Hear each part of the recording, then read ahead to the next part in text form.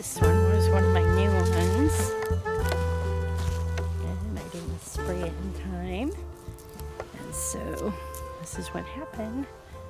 But after spraying, they've not touched them. Hi, Pooh. Coming with me? Wanna go for a walk? You're watching for mice, aren't you? Alright, so let's see. I think we'll stick to the high trail today.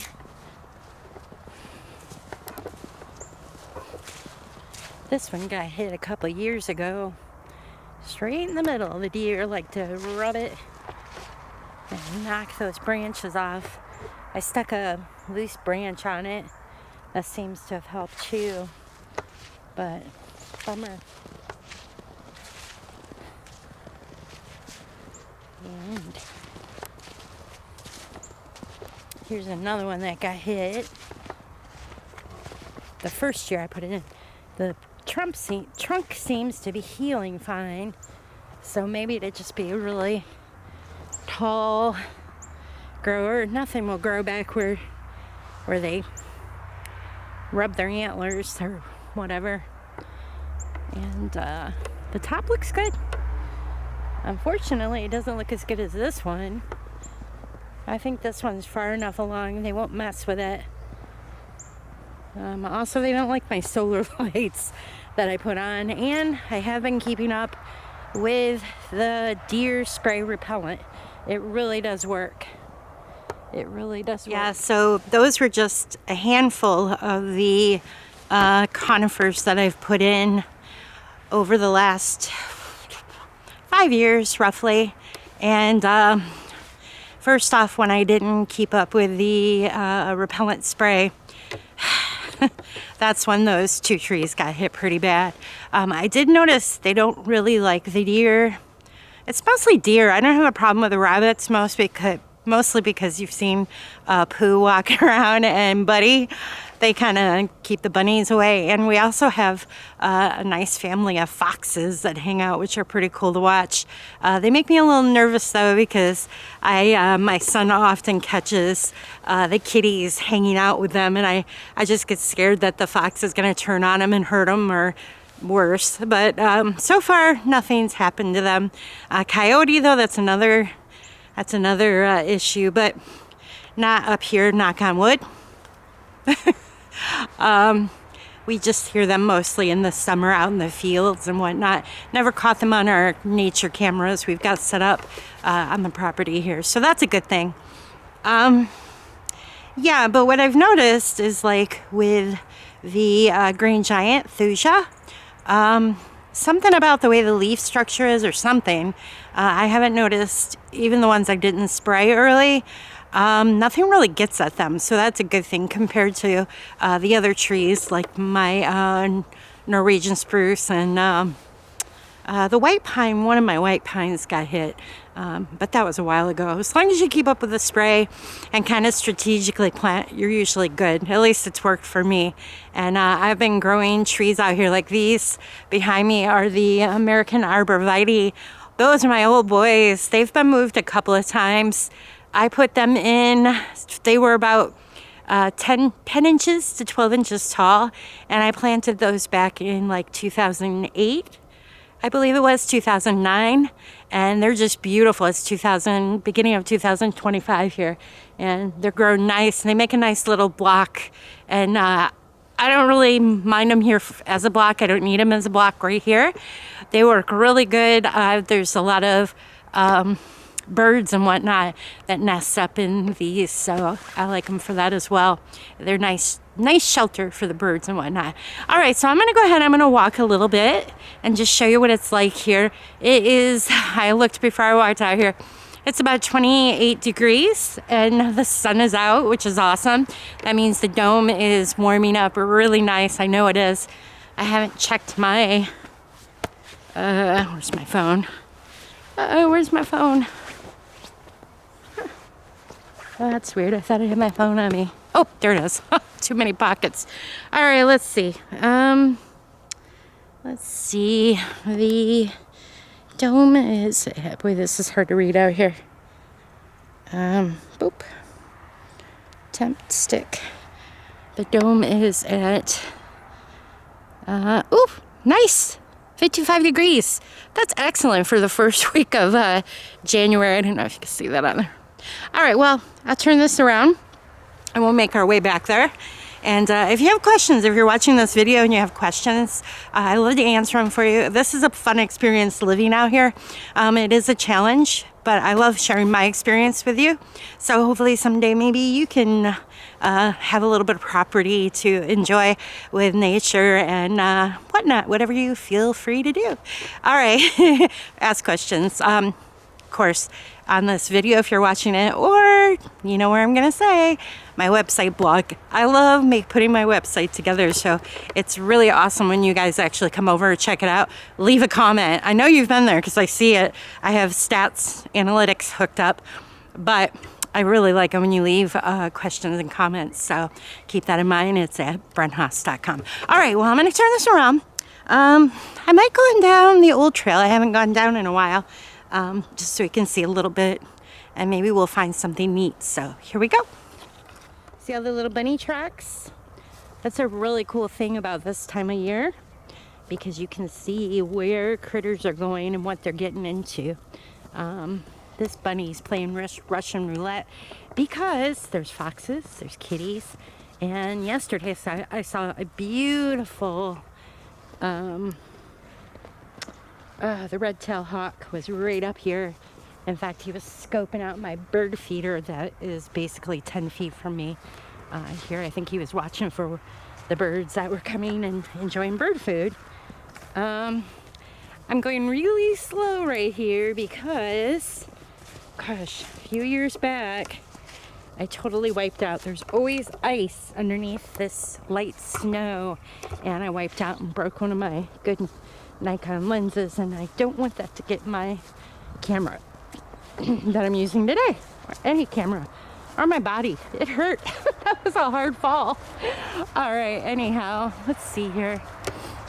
So this is one of the trails, and we could see this one shouldn't be too bad as far as ice, but if we go down in the woods where it's a lower area where the river comes up, the river had come up, and then we had a freeze, and then the water moves on out to the lake and leaves a nice ice skating rink. So below a few inches of ice, it's very common to find you fall through about a foot and then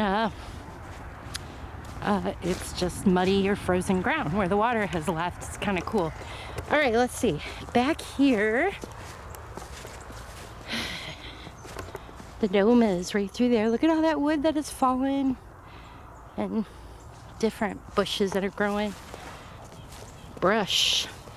I haven't really cleaned that up. I know my husband took a tree out of there that we used the wood. Mostly everything that's fallen, the bigger pieces, like the ash, to heat our home, which is nice. We haven't really had to use any other heat source during the winter because of the trees that have died because of the ash borer, and we just work hard and cut it up and stack it and burn it. So that can save you a lot of money. It takes time. Got to be healthy to do that too. It can be heavy. But look at all these bunny tracks. I'm probably talking too much. If there's a deer out here, we probably will not see it because he'll run. But that's what the nature cameras are for. All right, so this is my upper trail in the woods, one of them. And you can kind of see where it falls down a bit. Oh, there's a squirrel running around.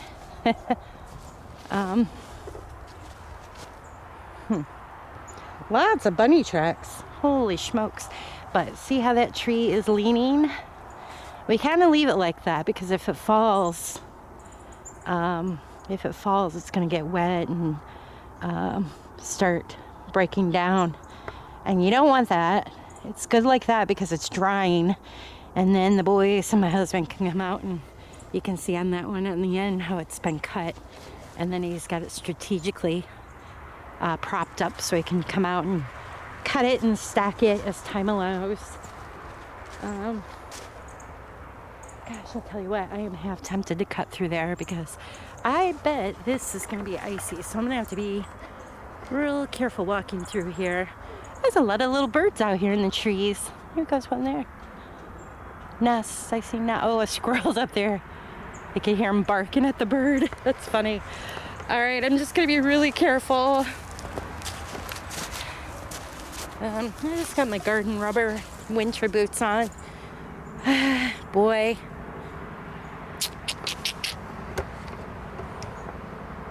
I don't know if I want to walk that way. I'm a little nervous here. I should have probably wore different boots. We'll do this heel. That'll work. Because you might hit ice. It's all good.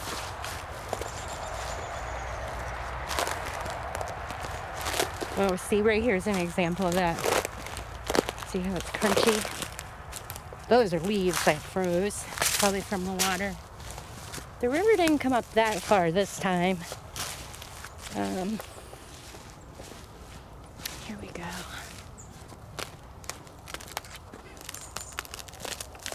Oh, hear it. Don't worry, it's not like a feet of water underneath me. But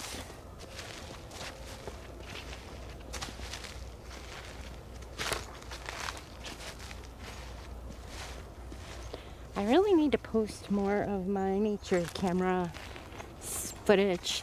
Lots of cool things are back in those trails way back there along the river and whatnot.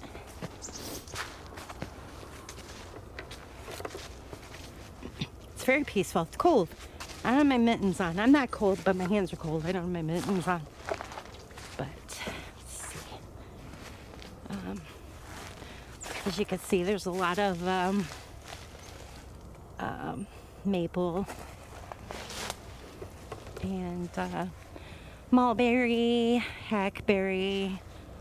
What other trees? There's a few ash coming back, actually. They're little ash trees. Oak, walnut. This area I'm tempted to rework a bit. This was all natural behind the dome for the most part. And then I don't know what happened last year. A tree came down and it kind of broke up all the wild berries that were in here. They're still there. It didn't hurt them. But it just made it look real messy. But maybe that's okay. See, I don't like cleaning it up too much because bunnies like to hide out in there. It gives them a good protection. And I don't mind the bunnies. They don't really get into my things that I'm growing and do damage. Here's the back of the poor dome.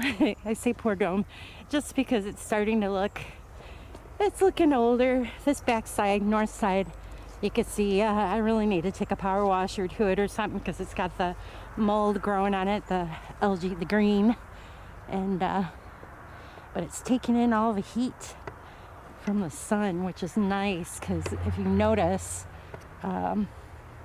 most of the snow is off of it. On the south side, it's all gone. This side of the dome is starting to hold more, the north side, because it doesn't get like direct sun. Plus, we've got that second layer of plastic in the dome, which really does a good job insulating, but because that heat's not escaping from inside, which is 55 right now, doesn't go below 40, 44, that heat's not escaping and allowing that snow to melt.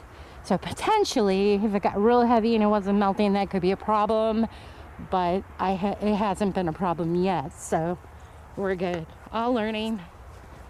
And I walk around the dome, like right along the edge here, just checking to make sure there's no holes or little critters trying to get in. But we're going to go ahead and go in the dome, but I'm going to tell you what's going to happen. My camera lens is going to fog up, and you're not going to be able to see anything for a little bit, so we'll have to let it get used to the temp. Oh, it's nice in here. Oh, my glasses just fogged up too. Nice. Oh my gosh. It's really nice in here. Feels good. It's only 56, but boy, I tell you, after being out in the 20-some degree weather, it feels like a nice spring day in here. It really does. All right, we're gonna have to wait a bit before you can see anything. So I think the lens is unfogged from the humidity in here, and it's literally about 25, 27 degrees. Okay, I'm bad with math.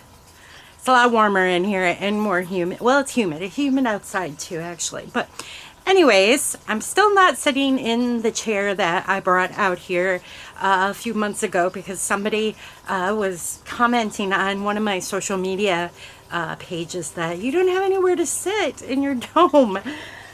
I really don't do a lot of sitting in here. Unless I'm doing an interview with someone or a podcast with someone, because when I come out here, I like to feel like I'm out in my garden, and so I'm always busy walking around and touching the plants and just checking out how things are doing, checking for bugs and things like that. While we're on that subject, I did a book review the other day on I think it was the very first book I ever did a book review on my blog, and I wanted to do a video to it since my review is basically a blog post written up in lots of photos, which I love taking photos, obviously, if you followed me through the years. Let's see, my husband is really big into I guess you would say recycling. It is because he loves auctions, and he's going on a lot of online auctions, checking out things from estate sales and whatnot. When people pass, I think people don't really realize what their parents or grandparents or what they've come upon. So that is actually a good thing for us because we find really good deals on stuff. My husband's really into electronics and radio controlled airplanes and things like that. I told him if he ever sees books, specifically gardening books, let me know. I don't want to spend a whole lot on them, but let me know what you find. Well, over Christmas, he actually gave me a couple of books, which was really nice. He actually made it a gift because he felt like I'd really like these. And he was right. I did. I told him out of the 4 books that he gave me, there was one I really wasn't a huge fan of. I don't know if you can see that. I took a picture of it. It's Ecology. And the book was, the copyright's from 1977, which I didn't really notice that. Because I literally grab a book and I flip through and I like seeing photos. Maybe that's just the photography or the artist in me. I have no idea. Anyways, so the other day when I was going through the books and things, wondering, am I gonna donate this or should I keep it? I started reading it, and it's actually a really cool book. It's by William H. Jordan Jr., and it is a Rodale Press book, which is really cool because I actually got my brother a book at Christmas time about composting that was from Rodale as well, because I knew from previous experiences with that institute and talking to gardeners and different, I'm trying to think, the one fella I interviewed years ago, he was a Rodale person. He worked in the fruit tree area of the farm or whatnot, and they grow organically, and all that. And so I just was really impressed with that. And so I thought, you know what, if I'm going to get a book from my brother, I'm going to get it from Rodale because they seem to know what they're doing. And so I got the composting book for him. And sure enough, it is a cool book. And it doesn't have a lot of photos either. But don't judge a book just because it doesn't have a lot of photos. It's got great information. One thing I really liked about this, I took a couple of pictures of the book pages itself just so I would have some highlights when I share with you right now about them. It was kind of neat to read a lot of the, at first I thought, oh, this was back, everybody's starting to grow houseplants indoors. And it is. It's a book great for that if you're growing houseplants. But it's really neat because instead of grabbing for that chemical bottle or whatever to get rid of pests, it actually tells you methods that you can use indoor and as a greenhouse grower or a dome grower, different types of good bugs and how that whole science works, where you don't have to use a man-made product or any other, even a natural chemical to get rid of bugs, because they actually help. And you know what, I can tell you from what I'm reading, basically everything from controlling aphids and other, just having beneficial bugs in here, and the temperature, all that plays in. Temperatures in here. I'm not going to say that you can't grow anything. You can't grow everything, because I really do believe that you should try growing anything you want to grow. And I do. And it works sometimes and sometimes it doesn't.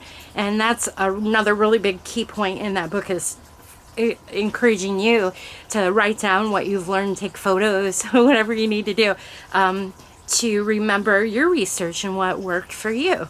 So that's another cool thing about the book. Anyhow, I'm almost done with it. I got the last couple of chapters to finish on it, and but I wanted to do a shout out about it, and I think it still is on Amazon, so I'll leave the link here if you're interested. I appreciate that when people buy from my Amazon or watch my YouTube videos, because I get a really small proceed from that, which is awesome, because I use that money to, I wish I could say to buy more plants, but I don't make that much money on it. But I make just enough to keep my website going and all the fun little, couple of the art programs I like using to put that content together with editing and things like that, which I really enjoy. So I appreciate when you use those affiliate links that I share personally, just a full disclosure there for you. All right, anyhow, okay, so I'm going to actually turn the camera around and do a quick little walkthrough, just to show you. Maybe I'll show you a couple of the little pest things got going on. I'm actually looking at one right now. Every now and then you'll see they look like little mosquitoes, or there's just a few little bugs that kind of float around. And I'll tell you what, that is another reason I don't sit when I'm in the dome, is I like to look around and take a close look at how plants are doing and responding to everything going on in this neat little world. And the reason I say that is because this is really neat. I'm trying to remember if it was on X or if it was on YouTube. Somewhere somebody wrote on one of my videos or one of my photos about the dome, saying how cool it is because it's like you have your own little world. And I never really thought about it that way, but it is really like, this is my world to defog. I actually had a 2 containers this size that were loaded with canna that were died back, and I had them sitting since late November. Actually, I might have moved them out here in December because everything was doing so well in my breezeway area where it's not heated, and the flowers still were coming. It just looked really pretty, so I went ahead and I cut those back, and they look pretty good. I'm trying to, where did I put them? I'll go over to here. There's my scrap. I always have a bucket to put my trimmings in. Before I leave, I'll put my coat on because it's 20-some degrees out, and I end up taking and dumping that in the woods right outside the dome, kind of. Well, I'll show you. Anyhow, everything's looking normal. They're looking a little sad. Things are a little sad, but the sun has not been out that much. It was out a little bit today, not a whole lot, but that's what is to be expected. All right, so over here, here's what I did. I went ahead and I cut the cannas back and I repotted them. It's a nice garden potting soil. And so what's going to happen here, I didn't water them. You don't want to water them. You be careful watering things this time of year.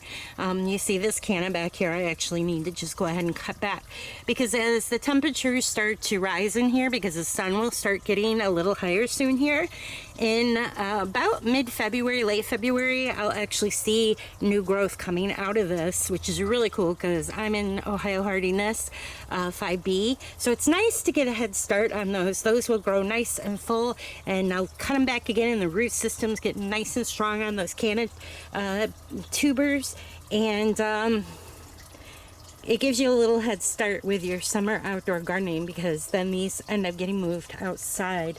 I actually got 2 containers that I broke down. That one, and then this one over here. If you notice, just kind of look around. Sometimes, like I just saw a little bug zooming around, just a little, it looks like a little mosquito almost, but it's not a white fly or anything. This smells so good. I wish you could smell in here. This is my tea tree, and I've whacked it back pretty good. It's only about 6 feet tall right now, but this bad boy, he will grow all the way up if I let him, which I do sometimes, but oh, it just smells so nice. And look, it's one of the only, well, one of the few trees I have in here that actually stay green throughout the winter in here in the dome, which is really nice. And now my hands feel so nice and soft, and they smell nice with that tea tree smell. The other plant is my 2 olive trees. They're right in here. I actually need to, maybe that will be my next video. I need to pull these 2 out and maybe prune it a bit to get ready for the spring when it will start putting on blooms. I had someone ask a question about how these were doing, and they're doing great. They're all nestled in right now, and there they are, but I need to pull them out and get a nicer shot of those. These leaves that you see falling down here is from my pomegranate, which is right here. As we head into, when we get to March and it starts getting nice and warm in here, you'll actually start seeing the green pop back on these again. But this is normal for now. All the leaves have kind of fallen down to the base, which kind of works as a nice little mulch for now. I'll end up getting in there and pulling it out as I pull the containers out to clean things up later in the season when I don't need so much mulch going on in here for insulation and to keep the root systems warm. All that kind of adds up, but it also provides a nice little place for bugs to harbor, which when the temperature starts getting a little warmer, where the aphids and all them nice little larva bugs love that is going to end up going away, because I don't need a little house for them to live in. We don't want them in that location. All right, so much I could keep talking about. I've got a lot to do in here, although it's only the first week of January, so I need to cool my jets and do other things, but I am going to go ahead and pick a couple that's tamale, but I still have some patapinas going. And these are coming in because they're going in my salsa tonight. Yum. I was telling my son I was excited. I grew this new pepper plant last year, and it's the peach, Jay's peach, really hot pepper. And the leaves look horrible on this thing, but look, I actually do have a couple of the peppers on there, and I'm gonna let them go just a little bit longer. Hopefully they'll get a little more peachy, a little more color, more ripe. Hopefully the cool temperature in here doesn't hurt them, but I'm gonna let them go. I did get 2 off of like the 6 plants I had. I think I just basically started those too late in the season, and I need to get my butt in gear and start some hot pepper seeds. The jalapenos and like tamale, those don't need to start too soon, not as soon as like the super hots, but that was another good jalapeno. Sometimes I'll get in there this time of year and start cleaning these up, but not necessary. Got other things to do. Don't worry about it, because the time will come and you'll start cleaning those leaves off, because you'll start seeing the new growth come on. This one, which pepper is this?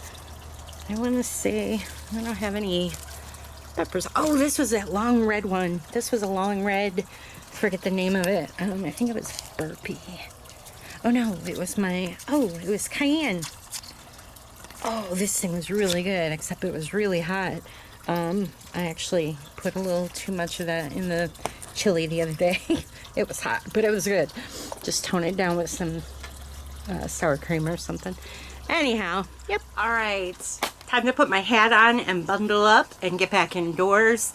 Hopefully I can get this video with minimal edits and get it up so you guys can check it out and leave your comments. If you're new to my channel on YouTube, please be sure to follow me at Bren Haas. But you can find all my links and leave questions, comments on my blog where you'll get them answered quicker, definitely, brenhaas.com.